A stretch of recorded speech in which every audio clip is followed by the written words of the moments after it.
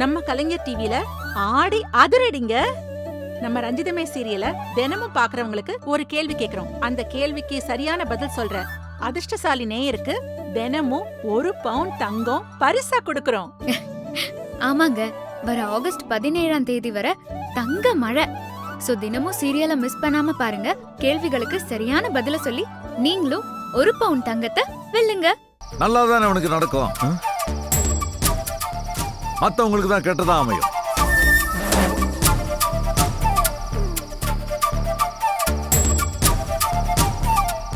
அப்பா ஆபீஸுக்கு வந்து பாடம் எடுத்தல, அதுக்கு பதில் சொல்ல வேணாம் சார். இதெல்லாம் நியாயமா பண்ற, கை எடுங்க சார் முதல்ல. கொஞ்சம் அமைதியா இருங்க. அப்பா என்ன பாஸ்? டேய், முதல்ல உன்னை பார்த்த உடனே பொறுக்கின்றது முழுசா தெரிஞ்சுக்கிட்டவனா நான். இங்க இருக்க யாருக்கும் அது தெரிஞ்சிருக்க வாய்ப்பில்லை. அதான் கூடவே வச்சிருக்கான். இல்ல சின்ன தம்பி நல்லவன்பா. ஆமா, நல்லவன் தான். அப்படி சொல்லி நடிக்கவும் தானே ஐஸ்வர்யா மனசுல இடம் பிடிச்சா. சார் தப்பு சார், அப்படிலாம் பேசாதீங்க சார். நான் எல்லார்கிட்டையும் பழகுற மாதிரி தான் சார் ஐசம்மா கிட்டையும் பழகுனேன். அது அவங்க தப்பா எடுத்துக்கிட்டாங்க சார். அப்போ எங்க பொண்ணு மேலதான் தப்புன்னு சொல்றியா? ஐயோ அம்மா, ஐசம்மா தங்கம்மா. இப்படி சொல்லி சொல்லிதான் என் பொண்ணு உன் பக்கம் சாச்சிருக்க. இல்ல சார், சும்மா என் மாமனே குறை சொல்லாதீங்க சார். உங்களுக்கு என்னதான் வேணும்? உங்கள்ட்ட இருந்து எனக்கு என்னங்க வேணும்?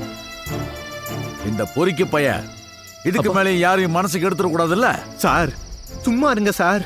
ஒவ்வொரு தடவையும் ஒழுங்கா புரிஞ்சுக்காம என்னையே தப்பா புரிஞ்சுக்கிட்டு இருக்கீங்க. இன்னொரு அப்படிலாம் பேசுனீங்க என்ன பண்ணுவ?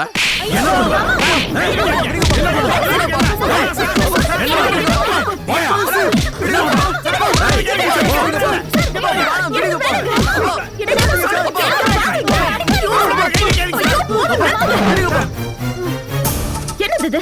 என்ன நினைச்சிட்டு இருக்கீங்க? பேசணும்னு தானே வந்தீங்க. இப்ப இங்க வந்து கை நீட்டுறது தப்புங்க சார்.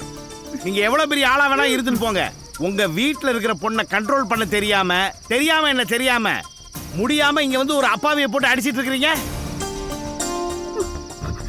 என்ன தம்பி, உங்க கண்ணுக்கு முன்னாடி இப்படி நடந்துகிட்டு இருக்காரு, பேசாம இருக்கீங்க? கொஞ்சம் முன்னாடி தானே சொன்னீங்க தம்பி மாதிரி ஒரு நல்லவன் என் கூட சேர்ந்ததுக்கு நாங்க ரொம்ப சந்தோஷப்படுறோம்னு சொல்லையா?